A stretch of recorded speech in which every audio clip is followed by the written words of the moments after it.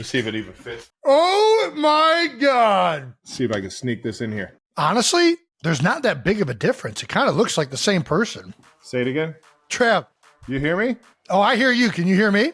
Yeah, I can hear you. I was saying there's not that much of a difference. It kind of looks like the same person. Nice.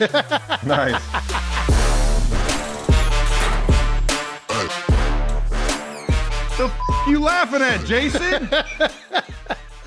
Welcome back to New Heights, ladies and gentlemen. 92%ers. I got this silly ass mascot head on, but I'll tell you why in a second. This show is presented by Wondery Plus, and what is it? Produced by Wave Sports and Entertainment. Only done this 100 times. Don't know why I can't remember it. Make sure you follow the show on all social media at New Heights Show with 1S. And don't forget, this show is sponsored by who the Hold on, let me just read this real quick. Having a good old time. And this show is brought to you by Buffalo Wild Wings. Let's go, Sports Bar. Jason, you got to clap. Thank you. Well done, Trev. As Travis said. Jason, why don't you tell the people what we got coming up? All right. As Travis said, this is a Wondery show produced by our friends at Wave Sports and Entertainment. Coming up this episode, we got a great one planned for you 92%ers. As you can see, Travis is dressed to the nines for this occasion. We're going to talk about the Big Yeti's big game in LA. Big game. I had 89 yards. That's not a big game. The rest of the biggest stories from around the league, including Jared Goff and Jayden Daniels breaking all kinds of records. We're also going to pick our finalists for the New Heights Film Club. And, of course, wrap up with some more of your not dumb questions. But before we get to anything, I got to be honest. I was really hungry. I was rushing off the golf course, and I thought I'd get right to it. Buffalo Wild Wings Sports Bar is our official sponsor for this episode, and they sent me a bunch of Buffalo Wild Wings. So I'm going to eat some Wild Wings. I mean, dude, they sent so much. I can't even, I have wings. I don't even know what to do with all. This is probably, I mean, no joke. Let me do some math real quick. So 2.5, 5.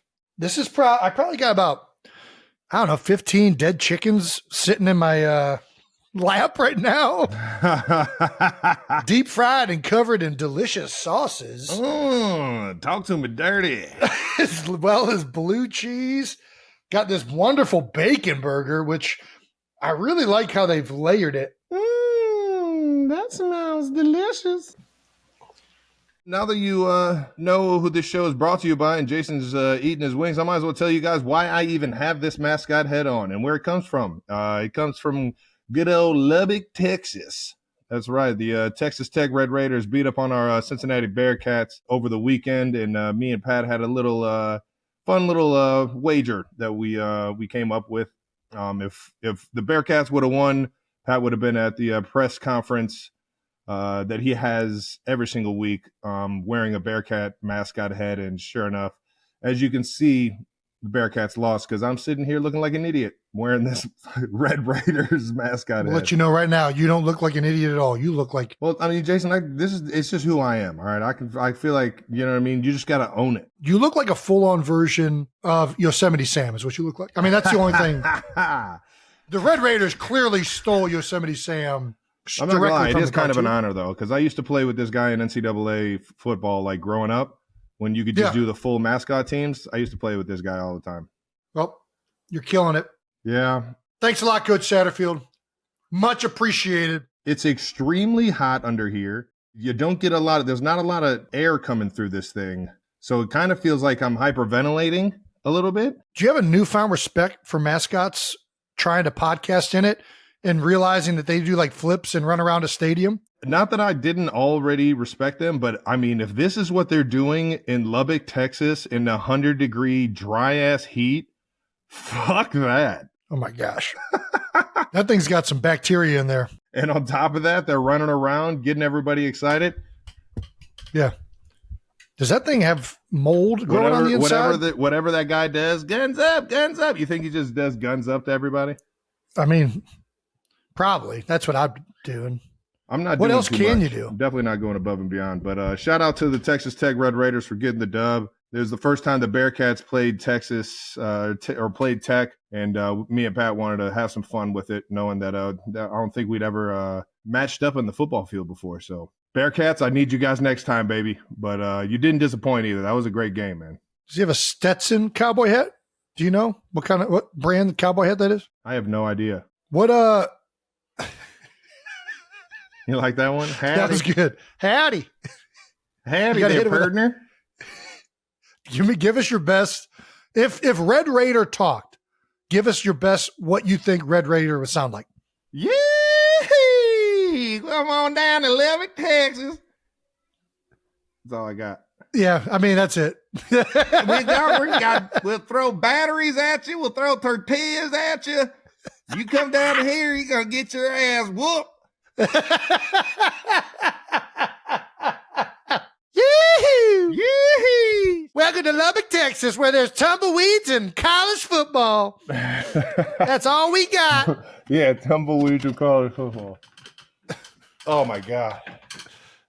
Oh my God. That was awesome. Oh God. Woo! And I'm still repping the Bearcats, baby, all day. You see. I got to give another shout out before we get started. I played at that TPC course in Connecticut. The woman that got me on, her name Aunt Robin, got me on the course. Okay, Mrs. Rob. Mrs. She was trying to find Robinson. garage beers to give us for the round, but apparently they're not in Connecticut. We got to get on Andy and those guys to freaking step up their game in Connecticut. But she did hook us up with some Neil's Donuts. Oh, man. Just going to let you know, I already had one. Yeah, good thing they're over there. They might give Lamar's a run for their money out there in KC. Ooh, the yellow box. The yellow boxes are dangerous. Gosh, these donuts were great. I love a good yellow box. I'm at that point in the season where I'm like, let me just push it away.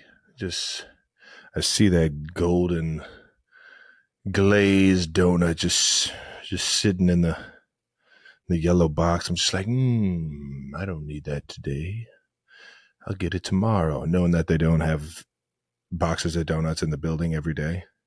Just lie to myself so that I don't just grab 10 donuts and run around the corner and just stuff my face like a little fat kid. What happened to all the donuts? It's a sad day when you're in your NFL career and you realize you've hit that age where you can't just eat whatever you want anymore. It's like, God damn it. I remember I used to live for ice cream the day before games. Oh, yeah, the little snack bar, yeah. Yeah. And I'll treat you to a cheeseburger. I'll treat you to some ice cream. year 12, and Brent Selleck said something to me before one of the games one day. He's like, man, I shouldn't have had a milkshake last night. I just feel like crap. I was like, yeah, Selleck, it's not the fact you play football. It's the milkshake. And then I got to year 12 and I ate some ice cream and then tried to go play football the next day. And I was like, oh, shit, this is real. Why am I so lethargic today? I just feel like a big blob. Yeah. Am I bloated? Am I bloating? Well, I'm going to keep eating these Buffalo Wild Wings and donuts. So thank you, Buffalo Wild Wings and Buffalo Wild Wings Go. Triple bacon cheeseburger and the buffalo bacon sauce was tremendous to be delivered. Let's go sports bar. All right. New news. New news. New news is brought to you by our friends at Varney Airlines, where good leads the way. How do you even remember? I guess you read it. So yeah. New news is brought to you by our friends at United Airlines, where good leads the way. Did United ever get back to us on whether they liked the whole Varney Airlines bit or not? They're fans. All right. First bit of new news we got is Kelce Car Jam out here in Kansas City. That's right. My foundation, 87 and running, has the annual foundation event. This year is the second year we've done a car show, or basically a block party style event that will showcase some of the city's top automobiles from the Fuel House, a fun car club out here, and then I guess a bunch of others that are lined up. It's going to be fun. I should have my old school 70 Chevelle all revved up and ready to rock and roll. But if not, I'll bring one of the other cars that I have. Jason should be there, and it is this Saturday. That's why we're reminding you guys. All the proceeds to the event will go to 87 and Running Foundation, which benefits the inner city of Kansas City, Cleveland Heights, Ohio, and just the underserved youth in the city, and it's always fun to get out here in Kansas City. Kansas City, they show up every single time that I've done anything foundation wise, and I love them for it. So if you're in town for the game, just stopping through, or or live here in Kansas City and want to get out on Saturday afternoon, come on down to the Kelce Car Jam, baby. It's going to be downtown in the KC area, and tickets are still available for the Kelce Car Jam at 87andrunning.org, I believe. Ooh. Check it out, guys. We'd love to see you guys down there. I can't wait to go. I missed last year, obviously, and now that I'm retired, I had the opportunity to go this year, and I'm looking forward to it. No, it'll be fun, man. It'll be fun. Always some good food, some fun cars, and just a nice, fun evening for the city to enjoy. Do people that attend get to drive any of these cars? Is there like a test track? No. No? No. Do you think people will let me potentially drive some of the cars? I think you could persuade. You're very good. You could persuade some people. I probably should wait on the garage beers then. Yeah. All right, let's talk about Grotesquerie exclusive clip. We talked about the premiere of Trav's new show, Grotesquerie. Grotesquerie. And 92%ers, we've got a very special treat for you today and a treat for Jason, because I haven't seen this either. Tonight, Wednesday, October 2nd, Travis's character is going to be introduced in episode 3. Old Ed Lachlan. That's right. Wait, what's your character's name? Ed Lachlan. Did you get to choose Ed? Nope. No, is that in honor of Ed Kelce? It's just fate. It's just fate, man. Just lines up perfect. I could see Ed Kelce being a murderer. What? If somebody told me Dad killed somebody, I'd be like, yeah, it's for good reason, though. I could see it for good reason. Yeah, he wouldn't kill anybody. Yeah. Like, he's not I don't think like a serial killer. I don't think Ed Kelce could do the things that are going on in Grotesquerie. We're going to talk about that in a second. I was about to say, yeah. But yes, episode 3 at 10 p.m. on FX tonight. You can see Travis's character. What's it? Ed what? Lachlan. Ed Lachlan going to make his debut. But you don't have to wait, because the Grotesquerie team sent us an exclusive, never before seen clip of Travis's first scene to air right here, right now. I can't wait. I'm just going to watch you watch it. I don't want to watch it. Thank you, handsome. What's your name? Ed Lachlan. But you can call me Eddie. Eddie. Something tells me when you're done with your little ciggy break here, you're gonna want to get the hell out of here. And I don't blame you. I already know what's happening in this show. But should you be driving? Probably not. But I'm going to anyway. Of course you are. Of course I am. Windows down, hair blowing in the wind. You know it. This is so... I can't watch it. I can't even listen to it. Know me. No little something. I'm not gonna lie, you killed it right there. You're full of shit. No, I'll you tell you nailed what, it. though. Nisi's You look awesome. great too. Nisi's awesome. And Nisi made it to the LA game. I saw that. How about that? She came out and supported me at the Chargers game. Was cool seeing her on the sideline. Mama Kels had nothing but amazing things to say about her, as does everybody else. All right, I'm gonna need you to stop dodging. Oh, shit. Did you boil a baby or not?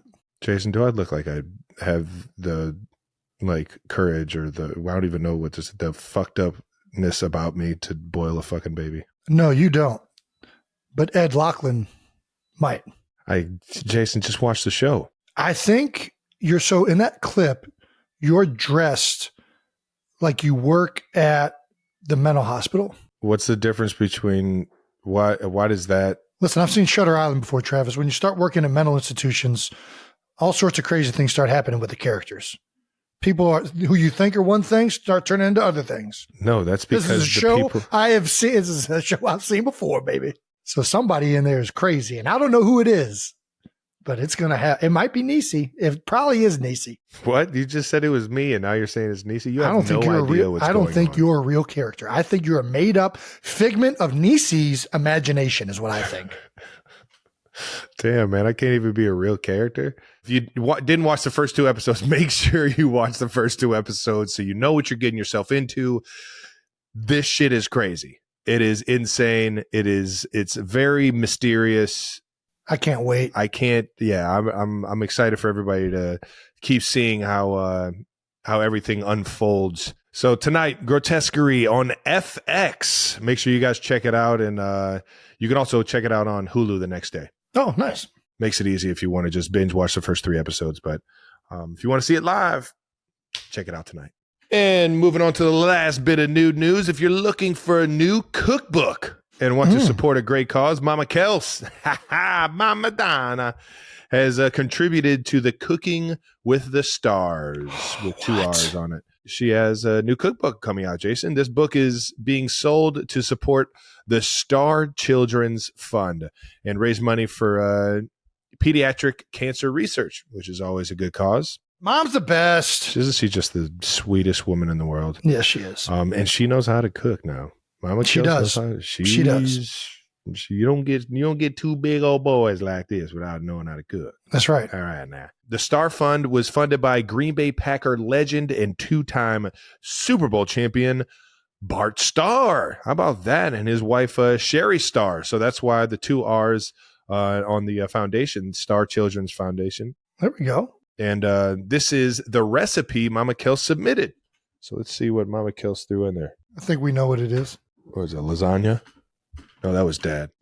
Baked, sweet and spicy chicken breast? She never fucking made this for us. Yeah, I've never had this. What? I'm calling nonsense on this. Good. She got real good when she left. When we left the house, she got real good. Yeah, when Dad stopped slowing her down, she. Yeah. It's fucked up. Dad would just eat the chicken breast before they even. God damn it, Ed. All right now. And that does it for new news brought to you by United Airlines, where good leads the way. Let's get to some fan mentions. Yeah, please. All right, now before we get to some week 4 games, let's shout out some fan mentions. Fan mentions of the week is brought to you by MetaQuest. That's right. Expand your world. Your virtual world is Ready Player One. All right, let's get to some fan mentions, though. First up, we got a ton of movie suggestions from you 92%ers for the New Heights Film Club that we were talking about last week. Hey! Which I'm pretty excited about. I'm actually, I'm really into watching some movies right now. I don't know what happened. I just I don't know, I just got the bug of just like press and play, you know? We're also in the middle shit. of a season where you're like traveling a lot and there's plenty of time to watch movies. Nice. All right, so let's start this thing off. For the film club, we're going to narrow this list down to 2 finalists right now. Me and Jason are, and then we're going to go ahead. Yeah, and then we're going to go ahead and give those 2 finalists a vote to the 92%ers. On which one we do first? On which one we're going to watch, yes. We'll review the winning movie on the next Wondery Plus exclusive episode. Does that mean whichever one loses, we're watching second? No, it does not. We'll just keep doing these votes. Keep doing these votes and let the 92%ers tell us what they want to hear, because it's up to them. So we've narrowed it down to these choices. Yeah, these are the movie suggestions that we got, that we saw, that were kind of along the lines that we were talking about last week. The first one being Spaceballs. I mean, I would love to rewatch Spaceballs. I would love to rewatch it. I only remember it like it was almost like it was a parody of like Star Wars. You know, like wasn't it just like a joke? It wasn't almost like a parody. It was a full-on parody. Like, yeah, that's what I thought. It's not like a. I don't remember it all like that. I just remember them having like the tall gold looking thing that looked like it's supposed to be fucking whatever. It was Spaceball. I was so young when I watched Spaceballs. I watched a part of it as an adult, and I can just tell that there's infinitely more references I'm going to get and enjoy out of that movie now, being older. Do we have to watch the Star Wars that came out before that, though, to understand the references and stuff? I feel like we might have to. Have you not seen all the Star Wars movies? I don't remember them. You've seen them, though. You know them enough to get Spaceballs. Spaceballs, all right. Spaceballs. Remember the Titans. I remember it like it was yesterday. I don't even need to watch that one. Kazam. Do you remember that one? Kazam is a classic. Shaquille O'Neal. Mm-hmm. Yeah. Love Actually. I don't remember that one. Yeah. Oh, who's that guy? Hugh Grant, maybe? Hugh Grant, the guy that went to the T Swift show in England? Yeah. Who was the fucking man? Yeah. He was he's pretty good looking. I mean, he still got it for sure. Necessary Roughness. This was... I remember it was a football movie. I couldn't tell you anybody that was in it. Let me look this up real quick. Necessary Roughness. I don't know why I want to say Sinbad was in it. Necessary Roughness. Sinbad is in it. That is correct. I see his He picture in it. is. That's He funny as is. fuck. I don't remember this movie Dude, one bit. I was in on every Sinbad movie. I forget half of them though. I forget the titles of them. I know which one you're talking about. They like have the race at the end of it. Yes, dude. What movie was that? Sisterhood of the Traveling Pants. Definitely not watching that one again. This movie does remind me of another movie. Blake Lively. Nice.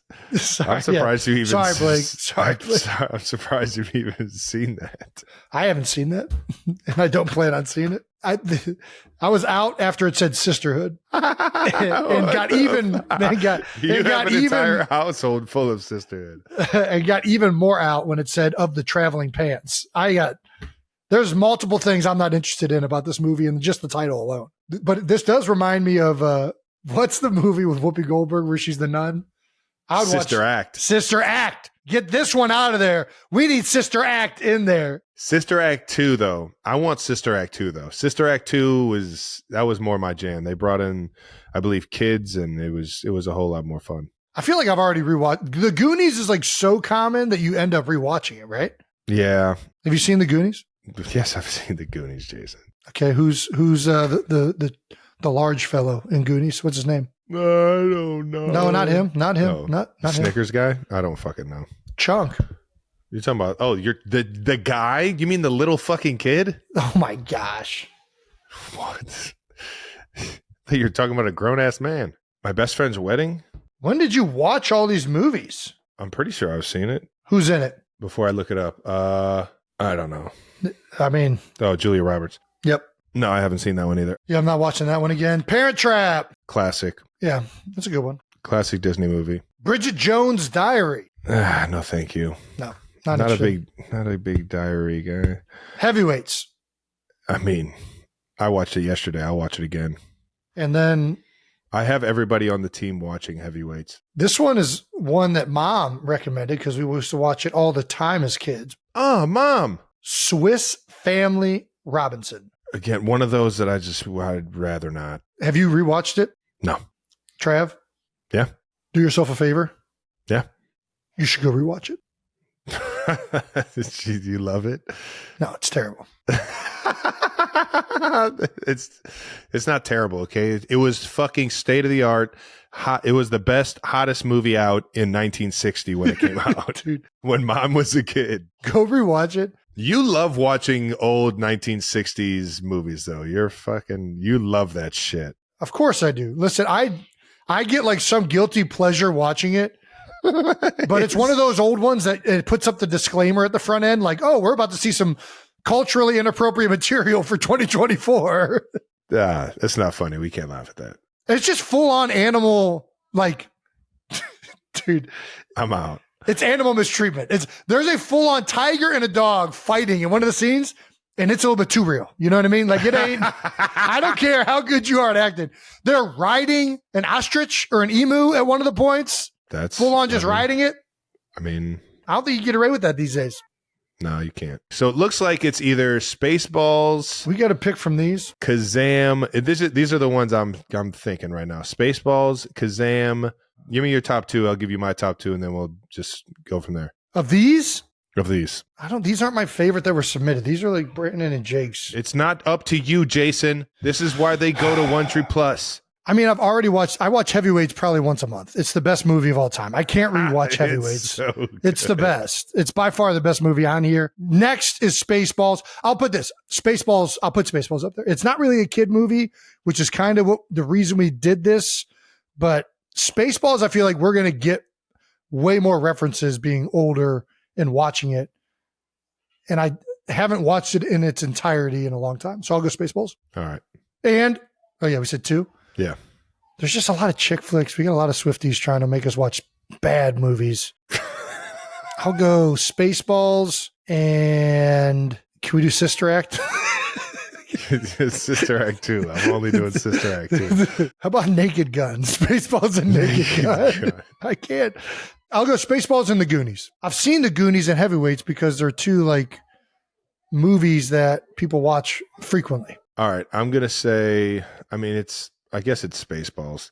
I was going to say Necessary Roughness just to... I've never seen that movie, which would actually be pretty dope. That's what All I'm right, saying. let's throw Necessary Roughness in there for sure, because All right. I've never even seen it. Yeah. I think I have. Like, after I looked at the thing, I was like, maybe I have seen this, but I certainly don't remember it or any details. It's like some type of college team. Necessary Roughness, and I guess let's go Spaceballs. Fuck it. You know, Bridget Jones' Diary? I mean, I'll watch it. I don't have a problem with any of these, Jason. I'll watch whatever one. I don't have a problem with them either, but if we put one of these chick flicks on there, it's going to fucking win. Sure.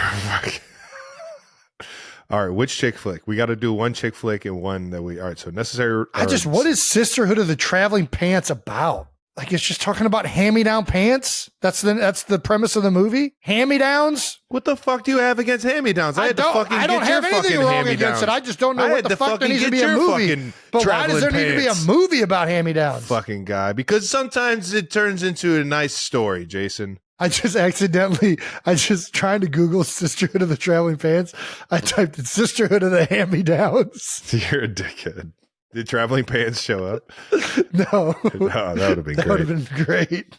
You know what? I'm going to go here. All right, we're going to do this. We're going to Wikipedia this. What is Sisterhood? No, Jason, this isn't that. This is not that. Why are you turning it into that? What do you mean? This is just we pick two fucking names and keep it moving and let the 92%ers do it. All right, Sisterhood of the Traveling Pants. Ah, damn it. 2005 American coming-of-age comedy drama film directed by Ken Kwapis. And I'm sure you reading that just made you think, oh, yeah, I want to watch this. I don't want to watch this. It gave you absolutely nothing. That's a long plot. Rotten Tomatoes has an approval rating of 82%. It's high. Must be some good pants. I mean, I'm going to have to watch this fucking movie now. This is the point of it doing... All right, Sisterhood of the Traveling Pants it is. Let's go. So I'll watch some pants. It's going to be great. Twilight, at least Twilight had vampires. There was something exciting. You don't know what this movie has in it. I know this movie does not have vampires. This is not like fucking Dusk Till Dawn. They're not going to be vampires appearing out of nowhere. Who would have fucking thought that Jason needed vampires to watch a fucking movie about women? He goes right back to the plot. And a reminder, if you want to listen to us early without any interruptions and get access to exclusive content like the New Heights Film Club, we're still giving you 3 months of free Wondery Plus. That's right. The Wondery Plus offer is only available for a limited time, so get it while it lasts. Visit Wondery.com/New Heights offer to redeem free 3 months that will incur monthly payments thereafter if you don't cancel. Just a heads up. That's how that usually works. Next fan mention, Travis got a shout out from Tony Finau. I am yeah. Tony the Tiger gave you a freaking shout Big out. Tone. In the wise words of Travis Kelce, you gotta fight for your right to party. Yeah. There we go, Tony. Let's fucking go, America. I love that. USA. I'm so fucking pumped. So we won the President's Cup this weekend. I don't know if everybody saw that, but that was at the press conference afterwards. And sure enough, I mean, you heard it. You got to fight for your right to party, baby, all day, every day. I made sure I gave him a shout out. I shot him a text on IG. Just made sure I let him know you better be partying your ass off right now, brother. You guys did it. So I was pumped to see him give me a shout out on the podium, man. What a guy! And shout out to the entire President's team, man. The U.S. team. Tony does realize, though, that he's shouting at the Beastie Boys, not Travis Kelce, right? Everybody knows that. Me and Tony we go way back. That's my guy. Time out. Why have I never gotten the opportunity to hang out with you and Tony? Because, Jason, you have to leave the house. We talk about this year in, year out. I don't want to leave the house. You're a golfer now, though. You have a golf T-shirt on right now, so you are a golfer. I tell you what, if I swung more like Tony and like didn't take my backswing like John Daly, I would be so better at golf. Dude, he is so just smooth. He doesn't get too crazy with the backswing. He's short on the backswing too. He's got he doesn't over rotate it, which I'm like, why don't I just do that? Yeah, big dude, big guy, 6'5", 6'6", however tall Tony is, man. Do you remember when he dislocated his ankle and kept playing? Yeah. You remember that? He's a warrior. Yeah, I do remember that. What is the worst place to drop it? You got to fight for your right to party? A sobriety at a at the I can't say that. At the You can't say any of this. At the ICU. Yeah, the DUI checkpoint. Basically anything that has to do with you shouldn't be partying. At the end of a Depends commercial.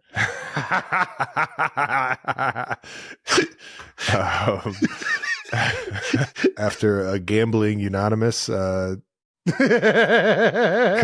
I don't fucking know. Gamblers Anonymous. Yeah.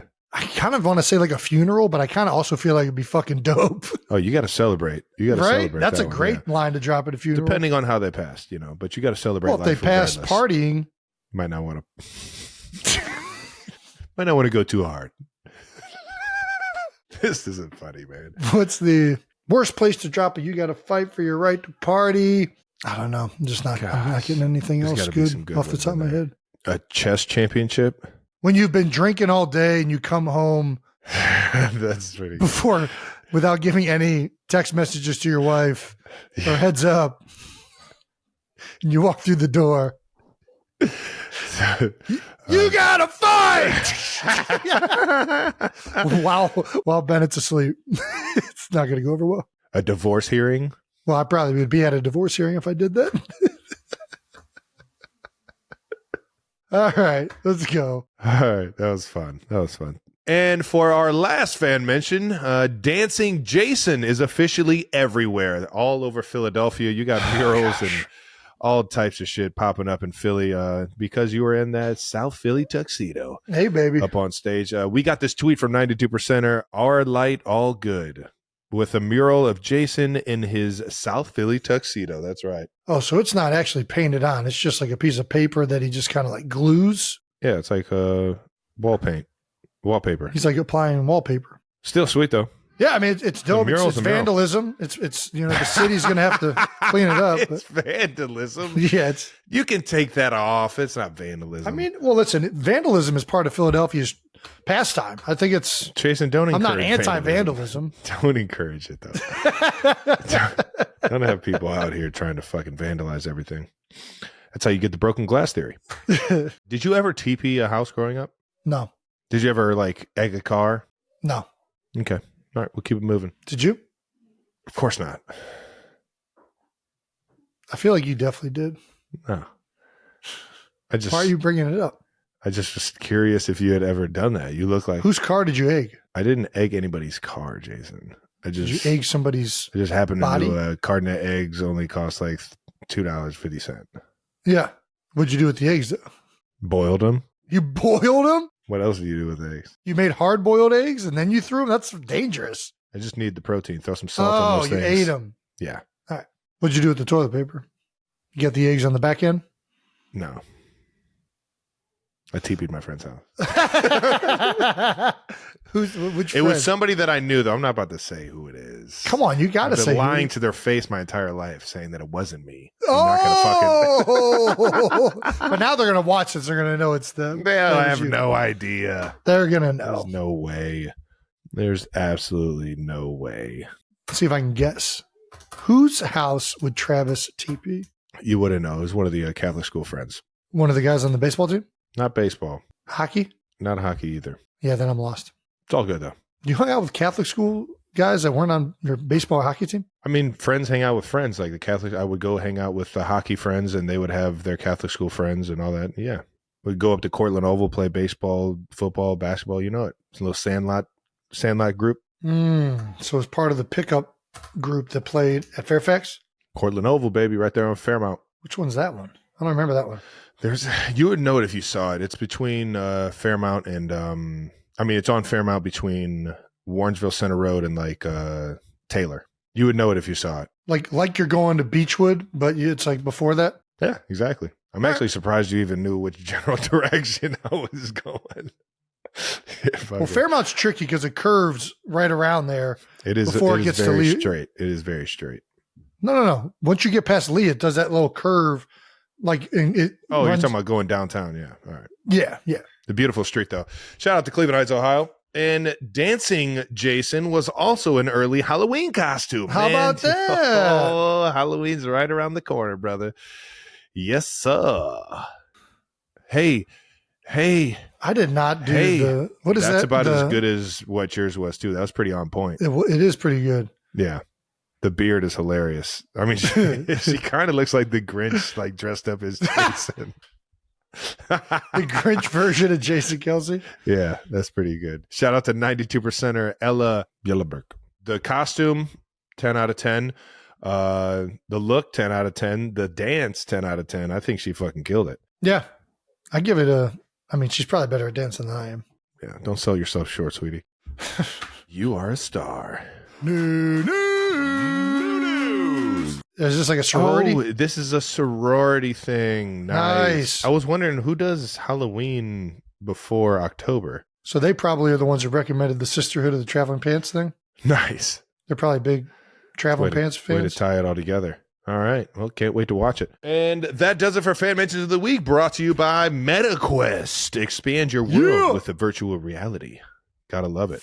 It's time to talk about our next sponsor, Buffalo Wild Wings. And as you saw earlier on the episode, Jason treated himself to some Buffalo Wild Wings Go right here on the show. That's right. Sometimes in life, you just get a craving for some beat-ups, and that's exactly what happened, Trav.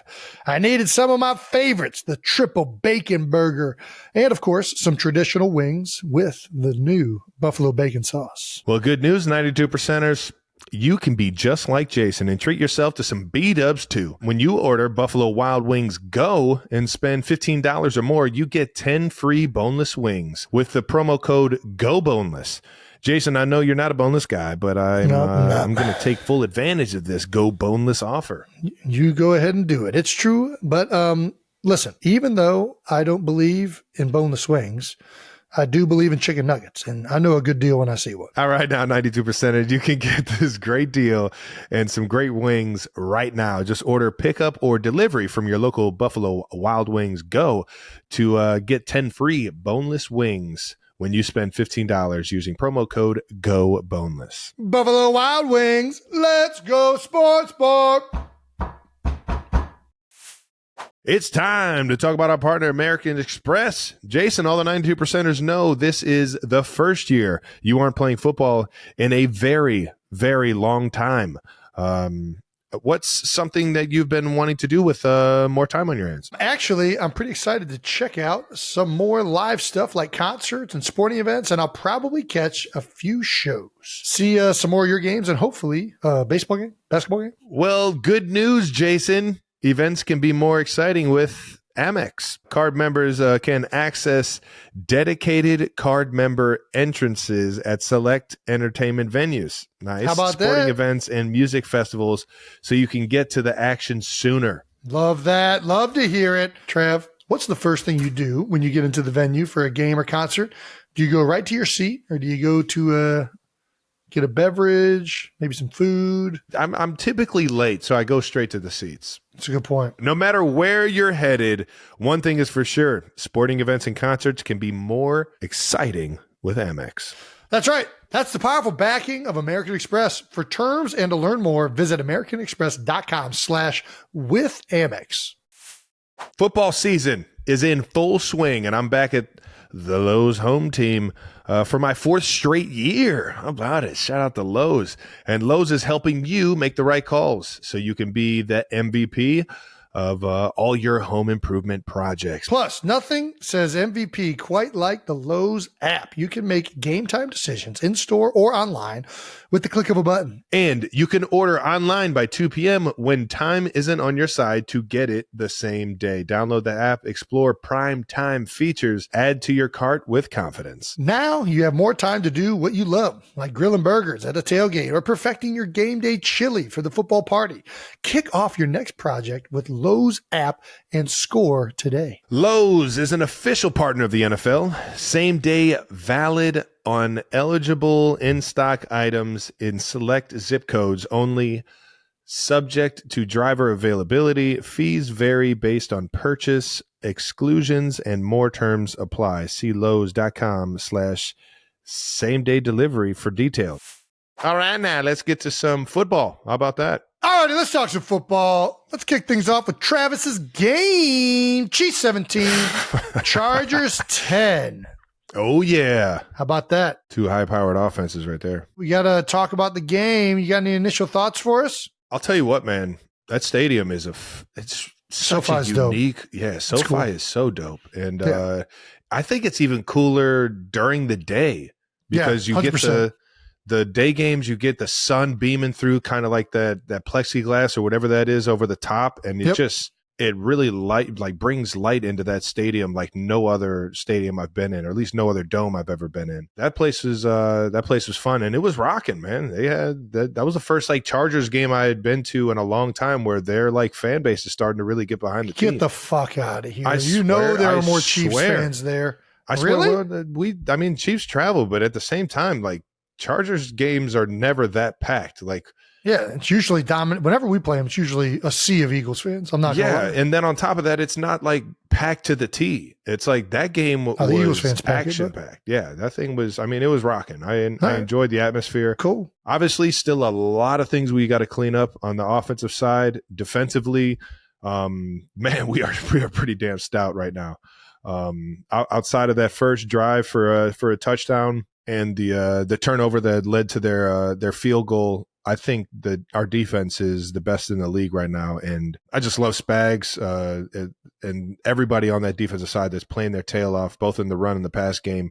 Huge fourth down stops week in, week out. Teams are just trying to dial up trying to dial up plays on and kind of steal an extra fourth down conversion on us late in the game and keep control of the game and trying to take the lead. And our defense just keeps coming up big. It happened in the Falcons game. It happened in the Bengals game. It happened in this game. And it's just, I mean, I can't say how much I appreciate these guys and how hard they're working throughout the week to be prepared for these kind of things. And yeah, but on the offensive side of the ball, man, we got to get rolling, and it's not going to be any easier with seeing Rashee go down during the game. I just love the way that guy was playing the game of football, how he was attacking every single day in practice. You know, sometimes you just root so hard for the guys that do it the right way, and Rashee had been doing that, man. And there was a huge dagger to me when I saw him go down, man. Yeah. Outside of that, found a way to get the ball in the end zone late, running the hell out of the ball. Our offensive line is our biggest weapon right now. Those guys up front are fucking paving the way. Tight ends included with Noah Gray, my guy Jay Wiley coming in, and wide receivers doing their job in the run game. You know, going in there, digging out safeties or just making blocks downfield. You got to find a way to win ball games. And sometimes it takes those little things that don't get like kind of the highlight all the time, you know. For sure. Wide receivers going in, digging out safeties for an extra 4 or 5 yards, or just doing enough to get the running back downhill so we can get the first down. And then just running backs running their tail off, getting those extra 2-3 yards on every single run. And I couldn't be happier for Kareem Hunt to come back and have, you know, such a good game on his first game back in Kansas City, knowing everything that happened to him back in, I think it was 2018. And I just love that guy, man. Another Northeast Ohio ball player that just loves to play the game and does it right, man. Yeah, absolutely. It was awesome seeing Kareem back out on the field for you guys. Yeah, it was a great game for you. You got another one in the win column. I know you guys are still trying to click things offensively at a more efficient level, but hey, 4-0 is 4-0. And we did get something going this past week, and that is the Big Yeti. The Big Yeti obviously had notably been struggling a little bit through the first 3 weeks. Well, he finally gets going. I was struggling in terms of stats. I was still playing winning football, and that's all that fucking matters. Well, he still led all receivers with 7 receptions for 89 yards. First drive of the game was the big 38-yard reception. Let's check this out. Anyways, a lot of noise throughout the week. Jim Nantz had you're back on the broadcast all week. Hot takes. You got to find someone else to troll this week. I thought Andy said it best when he said, I don't give a damn what anybody says, essentially. What did Andy say? Did you see that? He definitely said something in the press conference afterwards where it's like, everything else is noise. And I said it on here on the podcast last week. Everything outside of the building is just noise. Big game. What is it? 89 yards? A big game. It was a solid game. Yeah. Like a big game is like I score a touchdown or something. If you don't go over the 100-yard mark, it's not a big game for the Big Yeti. Just being honest. I'm not. Yeah. I mean, I was accountable this game. I didn't have any drops, which was, what happened in Atlanta to make me feel like I had a bad game. But I still didn't have an outstanding game. There's a lot that goes into having a great game, but I did have 7 catches, which is a lot of times you get the rock, and I got north with it. So yeah. It is what it is. Help my team find a way to win, and that is all that will ever matter. For those of you that don't know, Pat Mahomes is 13-12 in games. He's trailed by 10 or more points. That's right. What? The only quarterback with a winning record in such situations. What? Since at least 1950. Who the fuck was doing it back in 1950? Who's the old gunslinger finding a way to make these comebacks back when they were running the wishbone? I didn't even know they had quarterbacks in 1950. He's also 12-0 the last 12 times this has happened. No. You can. Okay, yeah. Sorry. Yep. Pat, he's a baseball player. Everybody knows baseball players are superstitious. You can't talk about it. Yeah, can't talk about it. Okay, sorry. My fault. Keep moving. Keep moving. Early in the game, Rashee Rice. Oh, man. Unfortunately injured on an interception return, a little friendly fire. I hate when that happens. The rest of the receivers did step up in Rashee's absence for the game. The most electric play of the game came in the second quarter. Pat connects with Xavier Worthy, the rookie, on a 54-yard touchdown. It was now 10-7 going into the half. Per Next Gen Stats, Pat's 54-yard pass to Xavier Worthy that we're going to show you right here traveled 62.2 yards in the air. That's right. Mahomes' longest completion by air distance of his career. I didn't know that. I would have thought he would have thrown one that far to Tyreek, because a lot of times on the nakeds or boot action, everybody kind of flows in the direction the quarterback's rolling out to. So these have been kind of hot this year. It feels like the throwbacks have been on everybody's radar. Yeah, I think we had been running the ball so well these first couple of weeks. I think the safety started getting a little bit more eyes in the backfield. And sure. I'll tell you what, man, you take your eyes off of Xavier Worthy, man, that guy is going to be past you in a blink of an eye. You ain't lying. Yeah, and he was absolutely flying on this one, running at a top speed of 21.46 miles per hour, which is that'll get you a ticket in the school zone, kids. I was about to say the same thing. You beat me to it. That'll get you a speeding ticket. That'll get you pulled over. Third fastest play by a ball carrier this season. I think we saw one last night on Monday Night Countdown where Derrick Henry was fucking rolling, going, I think, closer to 22 miles per hour, which is fucking mind-blowing that a man that big can get moving that fucking fast. But oh my goodness, X was flying on that one. Came up big in the later on in the game to seal the game off on the final drive, knowing that we were trying to run the clock out there. Just can't say enough about what he's been for this offense so far, and just to see him keep growing in it, becoming more and more accountable every single week. Seems like the rookie's finding more and more of his place within the offense. Obviously, Rice going down, he's being thrust into more plays that he was probably getting ready to perform in the game. But he sure answered the bell. Happy for him, man. And a few guys stepped up in Pacheco's absence as well. Kareem Hunt back in the KC uniform and had 69 yards on 14 carries. Nice day for Kareem. And running back Samaje Perine came up big with the game-winning touchdown. That's right, in the fourth quarter. It was also his first touchdown as a Kansas City Chief. Hey, game winner and your first touchdown. Shout out to Samaje, man. If you watch this clip, man, you'll see my guy Trey Smith just absolutely bulldoze everybody, because it becomes a bit of like a cloud of dust there for a second down there at the goal line, and then you just see 6'5" just come in and just bulldoze, just Zamboni drive Samaje into the end zone there, give him that extra push. All righty, Chris Jones in the defense. Another week, another dominating performance by the Chiefs defense, who held the Chargers to 10 points and didn't allow a single point in the last 48 minutes and 53 seconds of the game. Yeah, I'm telling you, the defense you, finished with 5 tackles for loss, 10 quarterback hits, and 2 sacks, both coming from none other than Stone Cold Jones. He didn't need to steal it this week. CEO he got of him on his Nation, own. baby. That's right. Stone Cold Jones' biggest play of the game came with 4 minutes left in the game, third down. Sacks Justin Herbert, forcing the Chargers to punt. 3:26 left to play. I think I remember seeing this. He got it. Was he at end on that one? I think so, man.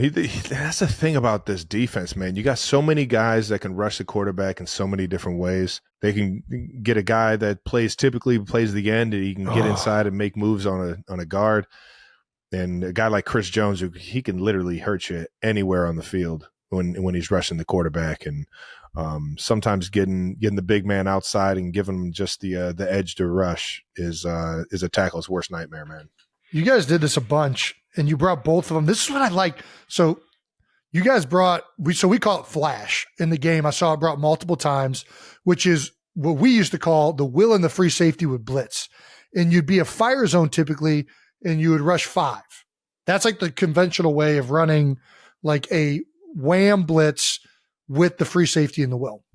Away from the passing. For everybody that doesn't, a fire zone blitz is when you blitz 5 guys and you play defense or play zone coverage in the back end with 6. Yeah. Usually it's 3D, 3 under. Well, actually, that's probably conventionally. Now everybody's doing it and running palms behind it with like quarters, which is you're protecting the deeper throw and forcing the quarterback to have to think quick on his feet on where he needs to go with the ball underneath. Meaning instead of the deeper routes, you throw it to the shorter routes. And the reason that one is getting tricky is like, because of what they do right here, they actually only brought 4. So they make it look like it's going to be that same 5 guys rushing, but really they're only going to rush 4 and play like a conventional coverage behind it. So Herbert gets caught. You can tell. Like he thinks it's there. It's tough. Also, the running back does a terrible job. That's who got Chris the sack. The running back missing that blitzer got that. Guys are hitting it though, man. This is what happens. They mug the guys up and they come. So then the running back's like, I got to be firm in that gap. Then all of a sudden they drop and the safety's blitzing on the other side. And they are and you're late to that one. Our guys, when they hit it now. Yeah. There's Xavier Worthy in it, 21 miles an hour. Their speed. You ain't lying. Guys are flying in there. Either way, Chris Jones gets a big sack towards the end of the game. It doesn't seem like anybody can block him. I'm not just saying this because Chris has been good for a while. Dare I say he might be the most impressive I've ever seen him right now through the first 4 weeks. He just feels like anytime he's one-on-one, he's winning. I don't know. It's been impressive. Yeah, especially if you're not getting the ball out on time. That's for damn sure. Chris is just he's on the hunt, man. He's the CEO of Sack Nation, baby. Come on now. It's Stone Cold Jones. Don't do that voice. Sorry. Well, our guys over at Waves got us some LeBron stats of the game. Sunday's game was the first time a reigning college national championship winning coach faced off against the reigning Super Bowl winning coach. How about that? Jim Harbaugh was the national champion at Michigan last year, and is the Chargers' 6th head coach since I've been in the league, which is crazy. And to be honest, he brought some of his staff from Michigan, which is a smart move. I mean, you're comfortable with your guys, and their defensive coordinator is a coach of mine and Jason's, actually. That's right. Actually, his father, Jesse's dad was a coach with me in Philadelphia, Rick Minter? And Rick was he was the head coach of Cincinnati before we got there with Mark D'Antonio. Yeah, back Anyways, in the go days, ahead. Sorry. Yeah. No, so Jesse Minter, and I got to say what's up to him on the field. So when we were at Cincinnati, this is how you know we're getting fucking old. I say word, but seriously. Once the guys that were 100%. Go ahead. So GAs are typically the graduate assistants at colleges are typically the guys that they do a lot of the I don't want to say dirty work because that makes it seem like it's not a great. I mean, that's job. what it is. They're doing all of the work. Yeah. You're doing a lot of work. You're putting Excel sheets together. You're putting all the film together. You're basically doing all the tedious stuff so that the offensive and defensive coordinators can be a little bit more focused on the bigger things, right? Well, they want to focus on the tape and they want to focus on the game planning. So the GAs end up doing like basically making all of the scout team cards. They end up inputting a lot of the data into the computers, like all of the backlogging of everything. The GAs are kind of in charge of. Yeah, all the organizational stuff. Yeah. And it's a big piece in the grand scheme of things when it comes down to it. And Jesse was one of my favorite I should call him Coach Menor now that he's a defensive coordinator in the NFL. But no, he's Jesse to us. I mean, he's not our coach. He's Jesse. He was literally holding up the scout team cards as I was a scout team quarterback my freshman year. That's funny. Which is hilarious because now he's game planning against me in the National Football League 15 years later. And it was awesome to see though, man. And to be honest, that dude, I mean, he has got shit figured out. Yeah, he's killing it. I mean, I was talking to Pat, and there was one time in the game where it was a big third down, I think, and he put together a blitz that we had not seen before on tape, and got us pretty good there. But shout out to Jesse. He's absolutely killing it, Coach Menor. Couldn't be more proud to say that I was once your scout team quarterback. And shout out to Mike Elson. I was about to say, Coach Elson's on the staff too. So that was actually halfway through my redshirt freshman year. I started working with the tight ends to be more in tune with the offense, and they wanted to get me on the field and some of the up-tempo stuff. Coach Kelly wanted to get me on the field and some of the up-tempo stuff, blah, blah, blah. Coach Elson was technically my first ever tight end coach that I ever had. And I'll tell you what, he had a fun room. He was also the special teams coach, and we had a blast talking about a lot of the special teams guys, like Christian McCaffrey and Colin McCaffrey. Like Colin McCaffrey. And it was cool to see him, and I couldn't be happier for those guys. Not only getting the national championship this year, but doing a great job in LA with the Chargers this year, man. So it was pretty cool playing against that coaching staff. I got all the respect in the world for Coach Harbaugh as well. Did you talk to Jesse after the game? Did you see him on the field? I went up to him and said, "What's up to him, man?" I said, "How about us, huh? 15 years later, look at us." Who would have thought? Who would have thought? Yeah. Who would have thought? Me fucking up your cards and fucking Hey, Travis, do this. Oh, I got you. Oh, yeah, I got you. About to make plays, son. Yeah, go over to the wide receiver and tell him to do something completely different and completely fuck the entire. Like, I'm not here to make the defense better. I'm trying to shine, baby. Hey, these DBs think this route's coming. That's what their game plan against. Let's give them this. That's 100%. Oh my gosh! I remember the most annoying thing ever when you're a starter. It's the most annoying thing. Oh my god, it's the best shit ever. I remember they didn't like tell the D line don't sack the quarterback. They didn't tell the D line they like, especially the scout team QB. It was like, no, like that's your job is to like just eat shit for a year. Like you're there to like be bullied. And man, Adam Hopple used to fucking great name drop. To like clothesline me. So one day I just had enough of it, and I was just like, I told the guard and center that he was lining up in front of. I was like, bro, just let him through. And they're like, what? I was just like, just do it, just one time, just do it. I got the snap out of shotgun, and I immediately just like dodgeball, just threw it right at him. Dude, like, not dodgeball. Fucking speared my shit, dude. Yeah. Just came through and just beat, just like, and after that, just gave me a few like elbows to the fucking head, and I was just like, I mean, I deserved it, but fuck you. Yeah, I had to get at least one lick in. Shout out to Hop, man, great dude. Same thing happened when I was a scout team defense back when I still played middle linebacker. Yeah. Uh-huh. We're doing a practice, and they used to let the offensive line cut the scout team guys. Like they never let anybody's cut, but they would let those guys would be cutting us in practice. And this is why D'Antonio was great. This is why D'Antonio was great. Dude. So they were cutting guys, and we're getting freaking mad. And D'Antonio walked into the huddle. He's like, "You're just going to let him cut you guys? You're just going to let these guys like do that to you?" And I'm like, fuck, no, I'm not letting that. So next play, I freaking Bobby Boucher'd it, full on tackled Bradley Glanthard in a tag off drill. And he's like, of course, doesn't see it coming. This like, because that's fucking hilarious. God damn it. Sometimes you just got to fucking bow up, boys. Hey. Even if you know you'll get yelled at or get your ass kicked for it. Got me the scout team player of the year. Defensive player of the year. Attaboy. We went to Hawaii that year, and I was a part of the scout team that got invited to Hawaii. There you go. Got me on the plane, maybe. Is this a LeBron stat? Travis officially passes legendary tight end Tony Gonzalez to become Chiefs all-time leader in receptions when he caught his 917th career reception. I have news to say. This is not a LeBron stat. That is an all-time stat It's a pretty legit stat, considering who held the stat previously, and what he's meant to the game of football in the tight end position. This is a milestone stat, and congratulations, Trav.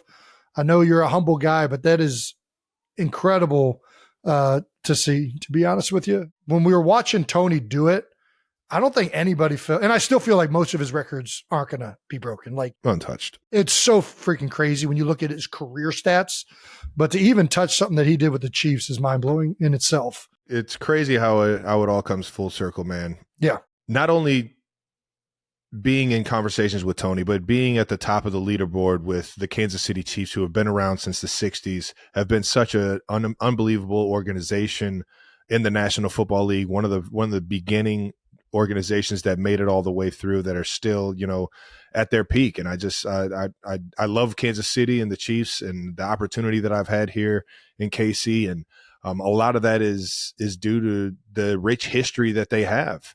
And a guy like Tony Gonzalez, who has been a mentor to me. He's been right there, a lifeline if I ever needed it.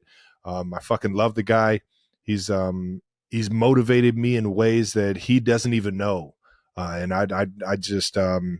I've tried my entire career to match what he was to this organization, what he was to this game of football, and to be in conversations. Not to say that I am as good as Tony, not to say that I've surpassed Tony. To be in a conversation as cool as this, having as many receptions in the organization that he spent the majority of his career in, it's just an honor, man. And Tony, I love you, brother. And it's, I can't thank you enough for who you are as a person and who you've been in my career. And, I've taken everything you've learned, you've taught me, and I've ran with it, man. And I've tried to become better because of it. And, just love that guy, man. It's an honor. Next week, the Chiefs are playing the Saints on Monday Night Football. What? Oh yeah, baby. How about that? I'm coming to town, Trav. You are coming get to the whole KC. crew. Nice. You guys won't be in Bristol for this one? No, it's only one Monday night game. Oh, nice. So when the doubleheaders, you'll be out there. The doubleheaders were in Bristol. The single games were on site. Yeah, the Chiefs have played the Saints twice before during Travis's career. 2016, Chiefs win 27-21. 2020 at the Superdome, the Chiefs win 32-29. We'll see how this one goes. Saints look good the first couple weeks. They've taken a little step back, but don't get caught sleeping now. They're pretty good. Come on now. That game is going to be National Football League. Yeah, it's the NFL, baby. All righty, we're excited to tell all you 92%ers about our brand new sponsor, Meta Quest. For anyone who doesn't know, the Meta Quest 3 is Meta's most powerful headset for the ultimate mixed reality experience. Simply put on your Meta Quest and watch the space around you transform. You can pull up a giant immersive screen right before your eyes to create the ultimate movie theater in any room you like. You can also use your Meta Quest to watch entertainment like Trav just mentioned, or you can use it to play games, or on the giant 2D screen, you can check out live sports that make you feel like you're at the game. You can basically turn your couch into courtside seats while watching an immersive NBA game. How about that? Best ticket in sports right there. That's dope. Can't decide which game to watch? Stream up to 8 NBA games at once. Every Quest is also totally wireless, letting you move with ultimate freedom, which 92%ers know from my dancing is an absolute must.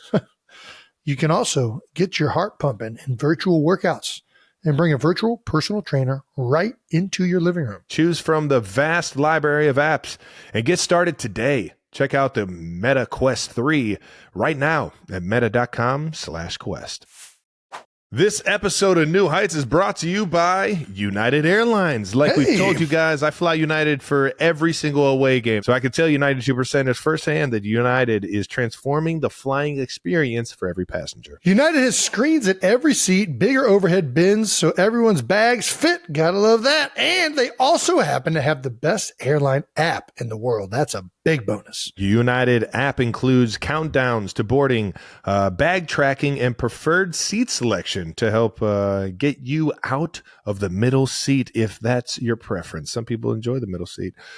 Jason, are you an aisle guy or window guy? I am most definitely an aisle window guy. Does the middle seat get both armrests? No, whoever puts their arm first gets armrest. There's no such thing as predetermined armrest. Yeah, I got you. Yeah. Well, 92%ers, make sure you go ahead and download the United app or head to united.com to book your next trip. Again, go to united.com or download the United app to book your next trip. Can you feel the NFL? Season is here. I can feel it. We're excited to tell you about our special hookup with today's sponsor, SeatGeek. That's right, who are back for their third season with new heights. And we have a special discount for the 92%ers. Get 15% off any ticket on SeatGeek. That's right, 15% off any ticket on SeatGeek.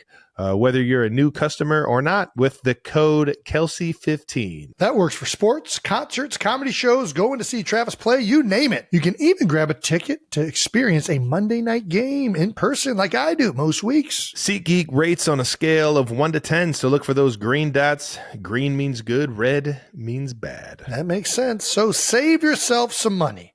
Open the SeatGeek app and add code Kelce15 to your account to get you 15% off your next order. Doesn't matter if you've used SeatGeek before. That's code Kelce15 for 15% off. Terms apply. All right, here we go now. Let's move on to Jason's week 4 back in Bristol for the old Monday night countdown. Hey! Monday night doubleheader.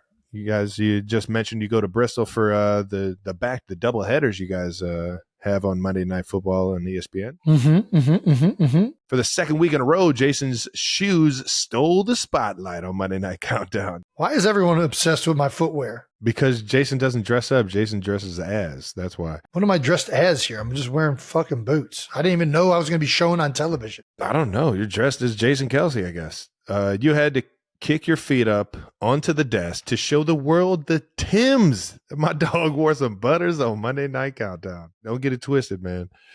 Everybody knew if you lace those things up at heights, you were getting fucking smoked. You were getting clowned as soon as you walked through the door. I have since learned that you can't lace up your butters. You just got to be willing to get fucking smoked. It was actually impressive that you got your legs up there. Those must be some stretchy jeans. These were not. Zero stretch. Nice. Well, you're just a powerful man. Those are good old Wranglers. We also got this shot of you, and I need you to explain exactly what was going on. Your first ever words spoken on ESPN Monday Night Countdown was had tits in it, and now you are showing your tits, essentially, on this t-shirt. True. It's true. Yeah. So, hold on. Your very tan tits. Yeah, somebody asked me what complexion this was. I was like, I don't know, guys. He used a bronzer. We were doing a segment on Hutch Island, talking about how Hutchinson. They find out how to get Hutch one-on-ones and build them into overload fronts and put them wide so that you can't really chip them and the guard has trouble getting out to help. So we were doing the island vibe. So Marcus Spears had Mai Tais made. He had hats and sunglasses. And then this shirt, I don't know whose idea this shirt was, but it was handed to me and I was just showing off my new shirt. Nice. That makes sense. I honestly didn't even know what it was when I was holding it up until it was like already at that point. And then I looked down, I was like, oh, okay. All right, nice. Perfect. Well, the hat and glasses really made it a full get up. So Yeah, you were, and the floaty. you were Don't Jason forget the dressed floaty. as Hutch Island. Yeah. So fits right in. I love the jacket. I thought this was one of the most entertaining, pregame countdowns that you guys had done to date. You guys spoke about even Tua and the concussion stuff that he had been going through, and how is he going to have to weigh that. It was such an educated conversation between the three of you guys and SVP. I just really love everybody's input. Everybody has a very different view of things, and you guys are I just love the camaraderie you guys got up there, man. It's cool. It's fun to watch. I appreciate that. We're getting better and better. I think it's, we're on our 4th time doing it together, which is crazy that, we're doing this every single week live and you're still figuring out how it all works together. But it's been helpful to me to be on there with guys that have been doing it at a high level for so long. You know what I mean? Like, and know what they're doing. Like I can lean on Ryan. I can lean on Swag. I can lean on Scott. They're the veterans right now. I'm the freaking Scout Team Player of the Year. Ooh, nice. Nice. Go ahead and fucking spear your starting left tackle. Yeah, dude. I got to get RC's fucking suit connect, man. Those suits are looking fucking it's ridiculous. sharp. I don't even know what it is. They're looking sharp. Only a special guy can make that exact suit. So I got to get his connect. But what is that style called that he's wearing? You're going to have to ask RC, man. I don't know, but it looks smooth. It looks smooth. The lapel is very different. It is. Bro, it was clean. Very clean. All right, let's talk about the rest of the storylines coming out of the NFL from week 4. We're going to start with Eagles go down in Tampa. Do we have to talk about this? We got to talk about this? Oh, yeah. We're definitely talking about this. We're half Eagles, half Chiefs, man. So Bucs 33, Eagles 16. Jason, go ahead and tell us your initial thoughts. I never go into a game not expecting the Birds to win. I always, for some reason, and still going into a game, think the Birds are going to perform well and win the game. That being said, I was nervous going into this game, and I was nervous because we were missing A.J. Brown and Devontae Smith, and we were going up against a coordinator in Todd Bowles, who, when you are missing key players, can take away certain parts of the game if you're one-dimensional. That being said, I was not anticipating us playing so bad on both sides of the football that early. Like, we had 2 3-and-outs, and before we blinked, it was 21-0 in the first half. I think they both sides just really struggled to start the game. Offensively, there were some drops.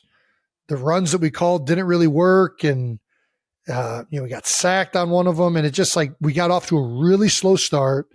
And then defensively, I just, partially credit to Tampa Bay for really seeing stuff on film and taking advantage of some of the soft coverages that I think we had been playing. And right off the get-go, you just saw Baker ripping the ball into the flat. We had a missed tackle early from my guy Avante, and it just felt like we were giving them a lot of yardage. And then after that, it just was like a cascading event. Like we couldn't stop the run. It felt like we were nervous to go and attack guys. And then it felt like they were just hitting the ball in behind. Like it just felt like they could do whatever they want. It was, and I think they set it up right from the get-go.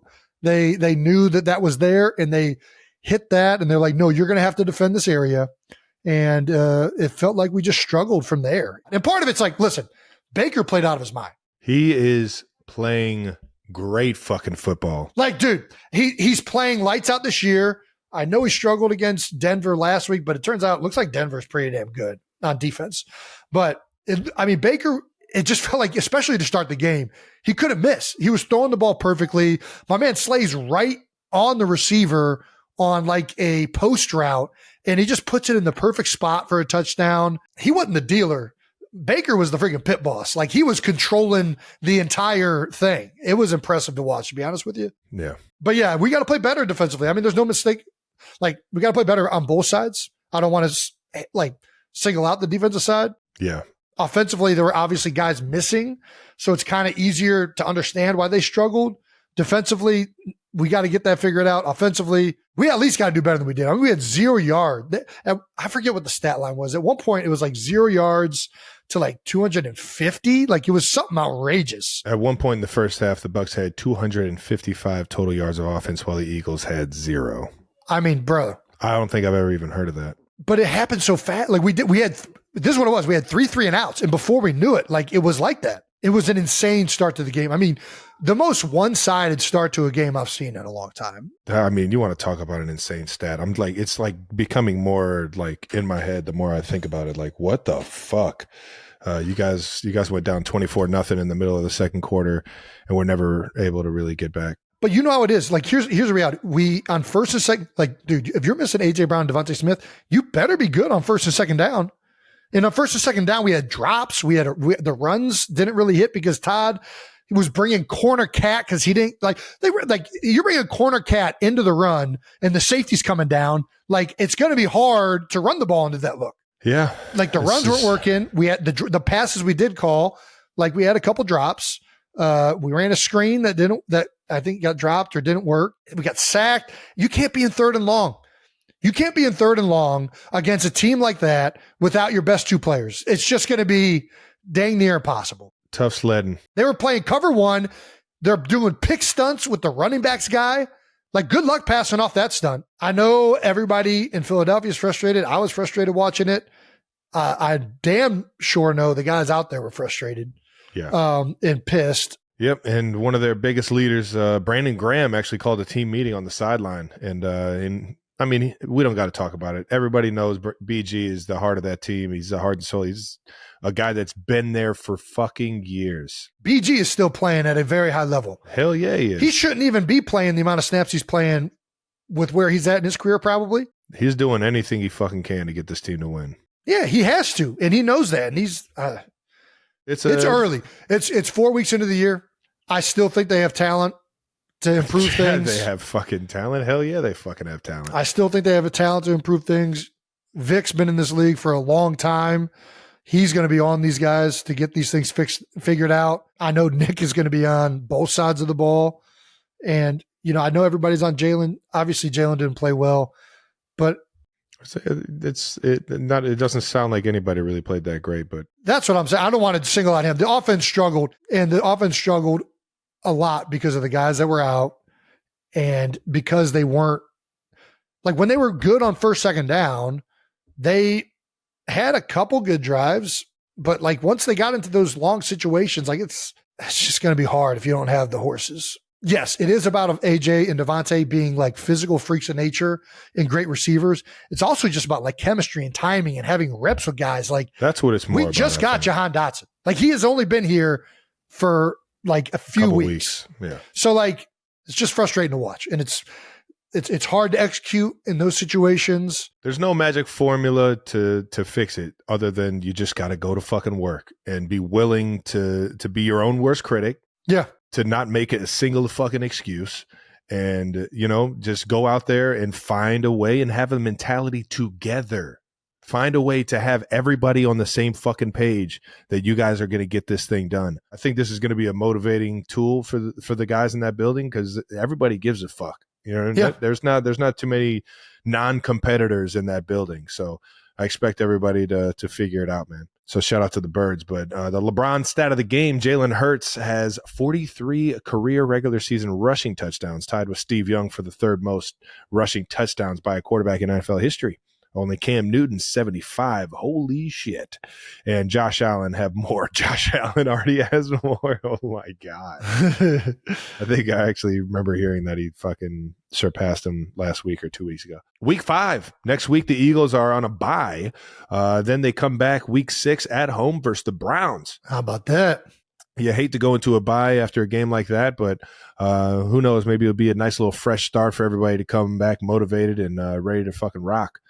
The Eagles' next 4 games are against teams with a combined 3-13 record. Yeah, don't sleep on that. Absolutely means Do nothing. not sleep on that. The Bengals absolutely means nothing. The Bengals are the have been in Bengals. every game that they've been in. They've been damn near winning them. The Jags have some guys. They had the rough game against Buffalo that I saw on Monday night. I expected them to put up a better performance, and they put a goose egg up on me. But they still got some. They've been close. They should have won. I mean, CJ got it done at the end of the game, but they were right there against Houston last week. The Giants, like, they're not great, but they're in all these games. I don't know if we even have the Giants Cowboys Thursday night. That was the weirdest freaking division game I've ever seen watching. It was like neither team really was like fighting to win. Did you feel that way? Did you watch it? I watched it, but I was more interested in the pregame and halftime talk. Really? Just because I love those guys. You love Big Wit and Fitzy and all Big those Wit, guys? Tony, Fitz, Sherm. you know it. Yeah. Carissa. They're outside of you guys, they're my favorite. Yeah, they're fantastic. But yeah. I like, it just felt like nobody was like taking the game. It just felt like both teams were like kind of playing conservative and just hoping the other team messed up. Yeah. And then like nobody messed up. So it was just like this weird game where like nobody played good or bad. I don't know. It was very strange. Yeah, it was eerie. The Browns game, the Browns are playing bad right now, but they got Jim Schwartz. Honestly, they were a call here and there away from winning last week against the Raiders. All righty, week 4 roundup. Let's talk about all the big headlines from the rest of the league. 3 undefeated teams lost this week. There's only 2 undefeated teams left. I think you know one of them. The other one that is still undefeated are the Minnesota Vikings. The 3 undefeated teams that lost this week are the Steelers, Seahawks, and Bills. We got to talk about the Bills-Ravens game. I did not see the Bills struggling this much. I mean, the Ravens are a tough matchup for them. I think they're a tough matchup for anybody if freaking Derrick Henry's rushing like that. Oh, my God. The big man, the king himself, had 199 yards rushing, 1 rushing touchdown, a receiving touchdown. Don't see that every day from the big man. One of those touchdowns came off of an 87-yard run in which he reached over 21 miles an hour. That's right. He was speeding in the school zone. The Ravens won this game 35-10 against a Buffalo Bills team that looked pretty much unbeatable the week before against the Jacksonville Jaguars. It was an amazing show of feat by the Ravens, who seemed to be finally figuring out this new piece they got at running back with Derrick Henry combined with Lamar Jackson and the rest of the other fast guys they got on the perimeter. It feels like they do so much misdirection, but still manage to play with insane speed. Tough football, yeah. The last undefeated team that took their L was the Steelers. Yep, the mighty, mighty Steelers. That defense has been so good, but they struggled early against the Indianapolis Colts, getting out to a slow start. The Colts, they start out 14 or 17-0. I can't remember whether it was a 17-0 lead or was it 14-0. I couldn't tell you. All I know is that Joe Flacco came in there at 39 years old and played his tail off again. He did. Anthony Richardson was playing pretty well, too. He got him the first touchdown and then worked him down in the red zone. Flacco finished that one off to make it 14, and then Joe did the rest. I will say Fields and the Steelers and company, once they figured it out, were humming, but it was a little bit too late. Yeah, still a good football team, though. Steelers are a good football team. So are the Colts. Colts got a really good defense, and it's been that way. I don't know what Anthony Richardson's injury status is, but Joe Flacco has proven that he is still an unbelievable quarterback, especially after last season's Browns end of the season that he finished off with that playoff run. After the game, Flacco was told by a reporter that Anthony Richardson thought he was cooler than he expected him to be. And Flacco's response was, Anthony Richardson's mom is 8 days older than I am, so there's no chance in the world he thinks I'm cool. And I'm here to say Flacco comments like that are exactly why Anthony Richardson thinks you're cool. 3 rookie quarterbacks led their teams to wins in week 4. I don't know that you would call Bo Nix's week an outstanding week from him. 10-9 is a wild ass fucking NFL game. Jets Jake, we got to bring Jets Jake in on this. I'm pretty sure he had 60 yards of offense or something like that. Think about this. Before that, at halftime, I think he had -7 yards, dude, on 6 receptions or some shit like that. I don't think I've ever seen that many receptions and somebody have negative yards. I'm not calling Bo Nix bad or anything like that. I'm just saying that is a wild stat to fucking look at halftime. We can go into another wild stat here, and that is the rookie phenom. That's right, phenom Jayden Daniels. This dude is unbelievable, man. He is fun to watch. The stat in particular that everyone seems to be bringing up is the 82.1% completion. That's through 4 games, ladies and gentlemen. It's the number 1 all time through 4 games. It might be a LeBron stat, but that is a damn good LeBron stat. That is fucking, there's one you can hang your hat on. That's the one right there. And it's what's been unique is the first game for sure. It was all dinking and dunking, and the ball was out quick, and he's still getting that ball out quick. He's got a quick trigger, yeah. But now you're seeing, and part of it might be defenses have seen that, and it's forced them to defend. Reacting to it, yeah. You're seeing him take the shots down the field. You're seeing him make the big throws to McLaurin. And to his receivers' credit, they're making these fucking plays, man. Yeah. They are making big-time plays. Zach Ertz, baby. Zach Ertz. Out there making fucking plays, baby. I was just talking to my boy. They are having fun right now. These last 2 weeks have been a coming-out party for this offense.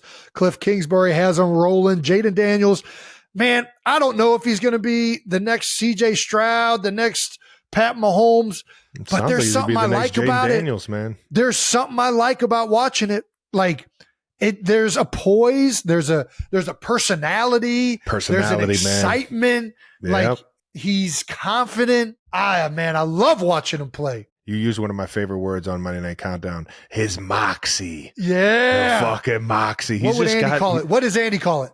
I don't know. Doesn't he call it like vibrato or what's it? Oh my gosh. Bravado?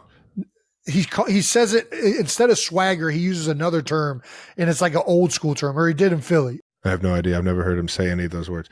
Either way, though, man, the guy, he's got the moxie, man, and he's got the bull by the horns over there. Cliff Kingsbury dialing the shit up against his former team. Me? Yeah, you could tell they were taking some good shots. Got the game man. ball. I'm happy as hell for my two guys, man. I missed the hell out of these two guys, Nicky Allegretti and Andrew Wiley, two of my favorite teammates of all time. And you heard Andrew say he's having one of the most fun years of his life playing for that team.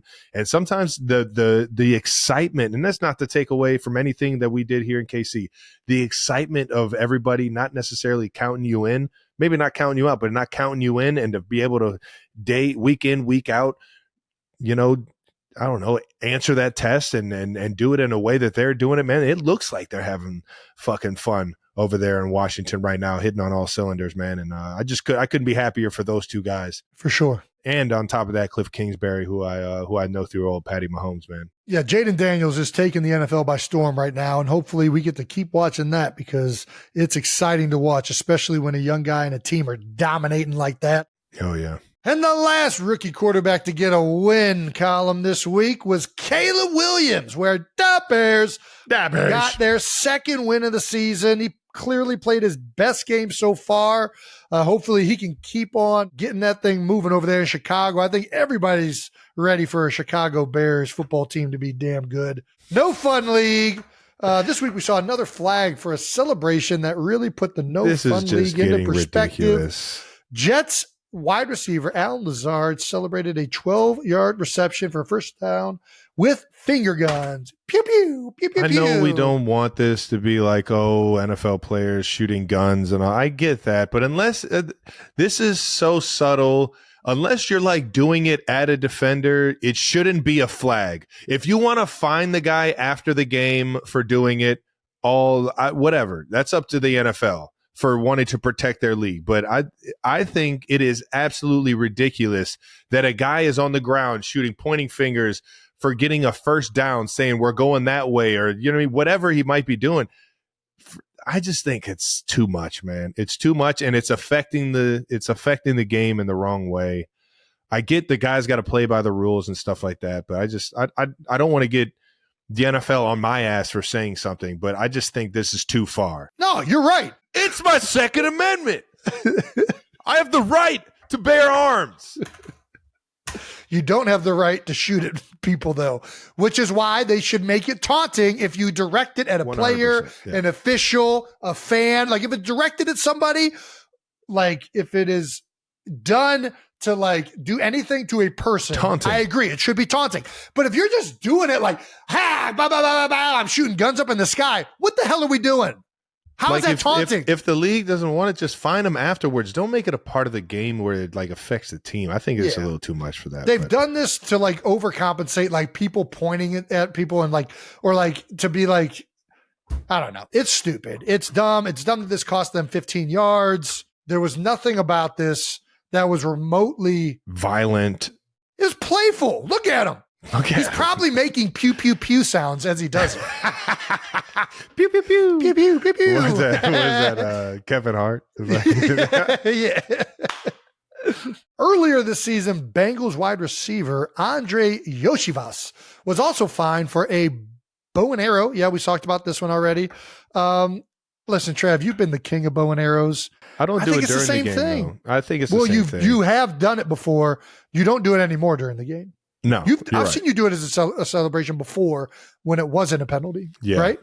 I think it was like 2016 or something like that. They made it a flag. I always thought that was bogus, but I haven't done it in the field of play during the game. I've done it like as I come out of the tunnel and stuff. But does it feel like the league is cracking down on celebrations? No, they've kind of already had these rules. I mean, the like weaponry rule has been in place since what, like 2016 or something like that, or 2019, whenever it went into place. It's not a new rule.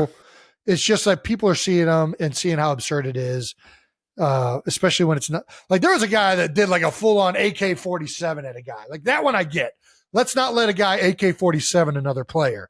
But like little pew-pews or like a bow and arrow up in the sky that aren't directed at people, I think we can let that slide. Like what happens if you do a slingshot?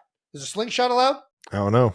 I might try it. I might try that one. See if I get fucking 15-yard penalty. What about you can still do a sword. You can come out and do like a little and sheath it. That's allowed, right? A Zorro. What kind of weapons aren't allowed? NFL. I know. Anything can be a weapon. I had to appeal a fine for giving a teammate of mine a Stone Cold Stunner. Did the teammate submit a complaint to HR? No, it was just after a touchdown, and the NFL saw it and said it was a violent act. But the teammate was in on it? Yeah. I'll tell you what, I Stone Cold Stunnered a friend in a bar, and he was not in on it, and he was upset about it. I thought it was like electric. You are fucking ridiculous, though. You will break somebody's fucking back stunnering somebody. There's no like in between. You I'm not either half go full in. throttle. Listen, I'm going straight kick to the nuts, get him hunched over, exposed. We're breaking this guy's neck. What an electric move. Shout out to the Stone Cold Stunner himself. Steve Austin, the rattlesnake. What's another weapon that we could toe the line with here? What's a I think slingshot and sword. Slingshot, sword are pretty good. Could you set up like a catapult system and catapult the football into the crowd? No, I don't think that'll hit. I mean, if it goes into the crowd, it's probably going to be. What's another? Nunchucks? Nunchucks would be pretty funny. Could you act like you put your head in a guillotine and just like get decapitated? Oh my gosh. That's crazy. Throwing star? I don't think people would get the gist. Throw it. Nunchucks. Could you do little Michelangelo? Michelangelo? You didn't go Bruce Lee, you went Michelangelo? I'm all Teenage Mutant Ninja Turtles, baby. I ain't going, who's this Bruce Lee kid? You wore him on your shirt one day. I love Bruce Lee. I'm just fucking, but Bruce Lee, I don't think of nunchucks. I think of Michelangelo when I think of nunchucks. When I think of nunchucks, I think of Bruce Lee playing ping pong with nunchucks. He played Bruce. I don't remember that clip. That's awesome. That's I think it's CGI, but it probably is. Who cares? They had CGI back then? No, that's why it makes it even more like kind of like, really? All right, let's get out of it. What if you did a poisoned chalice? You took a drink from the poisoned chalice. I think we're done with this. Ooh, blow dart? Ace Ventura? Spear. That was javelin. It wasn't spear, it was javelin. And now, for a new addition to round up the week, we got Coach Quote of the Week. I've been waiting to do this ever since I sat down with Nick Saban at an ESPN event. Sometimes coaches just say it best. Trav, hit me. During the post-game press conference, Falcons head coach Raheem Morris was asked about tight end Kyle Pitts not getting any catches in the game this week, and Morris responded, "It was just about going out there and winning the game. Stats are for losers, man. I don't get involved in that stuff. Our stats officially for losers." I don't think they're for losers. I think when you're getting good stats, you're helping your team win. And when you do it at a consistent level and you're scoring touchdowns and you're winning football games, they do matter. But I hear what he's saying though. Yeah. And it's a part of my philosophy and not being upset that I'm not getting buku stats this year, is that it's about winning the football game, and he's focused on wins and losses. And speaking of stats, we got a pretty crazy one from that game. Falcons beat the Saints 26-24 on Sunday, and the Saints became the first team to score at least 24 points, allow no offensive touchdowns, and lose in 40 years. Allow no defensive touchdowns? Allow no offensive touchdowns. Oh, like no like pick sixes or anything? No, what does that mean? They didn't allow the other team to score a touchdown. How'd they get all their points? A defensive touchdown, maybe special teams, field goals. Field goals? Yeah. That is fucking outrageous. Isn't that crazy? Listen, this is my viewpoint on stats. Talk to me. Stats are numbers. What I care about is the football. Where does it go? Does it go in the end zone? Do we get points? Points are also numbers, but points determine games and wins and losses. Yeah. Stats are numbers. Numbers are nerds. Nerds are losers. Therefore, stats are losers. if you care enough about stats for it to change your day, I think that's when you don't have a winning mentality. Yeah. So I get what Coach Morris is saying, but at the same time, if you're putting the ball in the end zone, you're going to get stats. It is what it is. Yeah, but you're not counting the stats. You're just counting the points. You're not counting the stats. All we care about is visually. Does that ball go into that territory right there? Yep. We get points. Does that ball go through those uprights? When we're on defense, does the ball go that way or does it stay where it's at? That's all I care about. I don't care about the numbers. You're right. But at the same time, numbers are for the analytics people. When you get the ball in the end zone. And the pencil pushers. When you're getting the ball in the end zone. The zit faces. When you're getting the ball in the end zone, you're getting the stats. And the 4 eyes. It is what it is. I will say this. Kyle Pitts is a fucking unbelievable athlete. Great football player. I think trying to get the ball in his hands is a pretty good plan for the Falcons. Yeah. In all seriousness, they should probably get his stats up because he's a really good weapon to utilize. That's what I'm saying. That's what I'm saying. And he's one of their better. He's an unbelievable like athlete out there on the field. I think he has a lot of mismatches. Maybe if Kyle Pitts has some catches, they actually do score an offensive touchdown.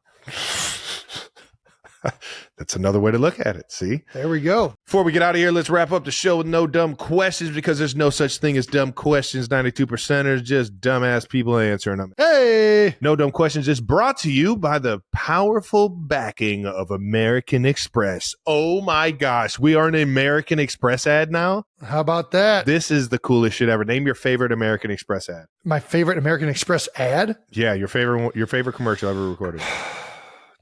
Don't leave home without it, like the old school one.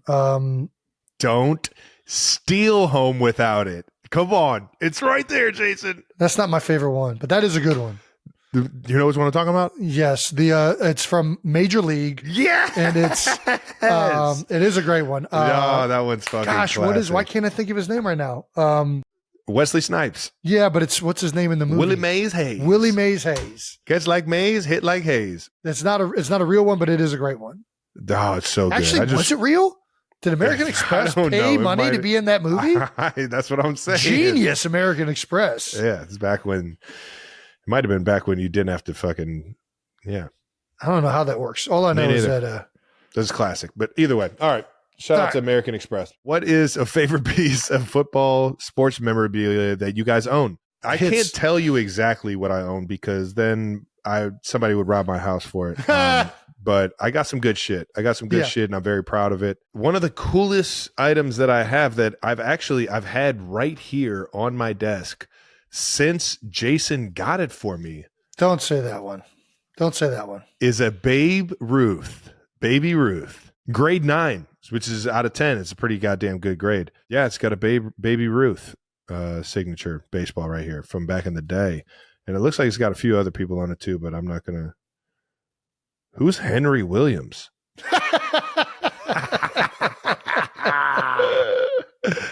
Golly, this is pretty fucking good. Who's that on the bottom? Bob Feller? Who's Bob Feller?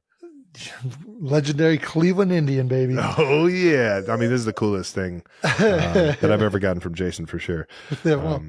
See if I can not go a lot of competition there. Yeah, I might go play catch with it or something. play sandlot baseball with pick it. Up baseball. Yeah, the dog. What is it about a baseball? Signed baseball is the best. It's our childhood, man. I don't know why. It's just like ingrained in my head. Did you ever get anybody to sign a baseball when you were younger? Like the satisfaction of it? I went and waited in the Cleveland Indians parking lot. I mean, we did that after every fucking game. And but one time I believe I did get a Kenny Lofton autograph on the third baseline. I was sitting there with, I think I'm remembering this right, because the Sailors had third base season tickets and I got to go with them one time and they would come right by his section every warm up. And he would like sign some autographs. Shout out to Kenny Lofton, man. I've been fortunate enough to say what's up to him and be cool with him. And he's just been the absolute best, knowing that we were 90s Cleveland kids and just thought the fucking world and still do, man. But Kenny, I still gotta come out and play some golf with you. Jason will probably join now that he's a golfer. So we'll have to put a round together. I did the exact same thing. I got Kenny Lofton and David Justice at a 1997 MLB All-Star game. You Dad got took them me- in that game. Yeah, Dad took me down there. I on remember the, when you got to go down with Dad. We had 2 tickets. You guys had fun. That was great. Yeah. You went the year before. So that's something Not the else. All-Star game. There wasn't like an All-Star game every year in Cleveland, Travis. Yeah, you didn't even like baseball, though. Dad knew I would fucking appreciate it more, and I would remember it more. And I did. And one of the coolest things I got was a picture of Kenny Lofton in a Atlanta Braves jersey and hat, because 1997 we traded him right before the deadline to get, I believe, David Justice, if I'm not mistaken. I don't remember who we got, but that sounds right, I guess. Yeah, I forget exactly who we traded for. Oh no, Marquise Grissom was a part of that one. Fun times. And shout out to Kenny. My favorite piece of sports memorabilia is actually very timely, because this person just passed away Monday night while I was doing Monday Night Countdown, which made it hit extra hard. Well, at least that's when the news broke. Yeah. Pete Rose. I have a signed baseball by Pete Rose. Charlie Hustle himself, man. And I don't know. I've just always been a huge Pete fan. Obviously, he had his demons, but the way he played the game and carried himself. And I think also like Dad just loved him. So that made me love him a little bit more. So I love that piece of memorabilia that will probably mean more now that there won't be any more of them made. I've had a lot of people run into Pete before he passed, and they just had the world. They just said great things about him. Either way, R.I.P. to the big guy, and that is a very, very cool piece of memorabilia that you got. What else you got? You got anything? Else? I also have some boxes of rookie card. Well, I have some boxes of football cards that are from Tom Brady's rookie year. I brought this up on an earlier show that I really want to open, and I still haven't opened them. But I think it'd be cool to open those. Maybe that can be, maybe not bonus content. I don't know. I think it'd be fun. Open them and see if there's a Tom Brady rookie card inside. Dude, I'd be at the edge of my seat looking at that fucking, you opening those. Can you imagine? We open one of them, we pull a freaking Tom Brady rookie card. I want to know who else is in that draft class. I know that Tom's the big ticket item. Let's look. Tom's the big ticket because he was the last big draft? He's the big ticket because that's the one that's going for millions of dollars signed and like delivered. What was Tom's rookie year? 01? 2000 draft. Courtney Brown, Cleveland Brown. Hell, 2000 NFL draft. LeVar Arrington, Chris Samuels, Peter Ward, Jamal Lewis, Corey Simon. I should know him from the Philadelphia Eagles. I feel like there's a better way to go about this. Brian Urlacher. It's a huge Urlacher. I'll go crazy if I get an Urlacher card because I love Brian Urlacher. You were a white linebacker. That's why. I was trying to be. I wasn't. I mean, I'm not. The only thing we didn't have in common was that he was way more athletic and I had more hair. Had. Yeah, I'm really hoping for that Tom Brady after looking at some of these names. All right. Well, that does it for No Dumb Questions, brought to you by the powerful backing of American Express. That's right. Don't steal home without it. And that wraps up another episode of New Heights. Oh, thank God. Make sure you're subscribed on YouTube to the New Heights channel and follow New Heights on Wondery app or wherever you get your podcast. Remember, you can listen to new episodes of New Heights early and ad-free right now by joining Wondery Plus. That's not Wondery Minus. That's Wondery Plus in the Wondery app or on Apple Podcasts. Once again, New Heights, a Wondery show produced by Wave Sports and Entertainment and brought to you by Buffalo Wild Wings. Let's go, Sports Bar. Don't forget to follow the show on all social media at New Heights Show with 1S. Thanks to our production and crew. We love you guys, and I'm sorry that it's just a grind every time we do this. I'm sorry for that. And to our 92%ers for tuning in. We love you guys, man. All of you. Peace.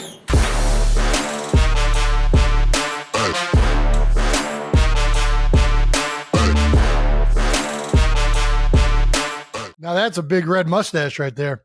Andy would be proud. Andy would be proud of this fucking beard. You look great. How's it feel in there? I've always wondered what it feels like in one of those things. I don't want to give away exactly what's underneath the helmet or this big ass mascot face. What do you mean give it away? So there's a hockey helmet under here that smells exactly like our hockey equipment. Did you throw any disinfectant on that? Because I guarantee whoever's ever been wearing that has been sweating their ass off. Are you kidding me? Down there in Lubbock, Texas, it's probably been fucking 110 degrees in this thing, just fucking sweating bullets. And it smells exactly like that.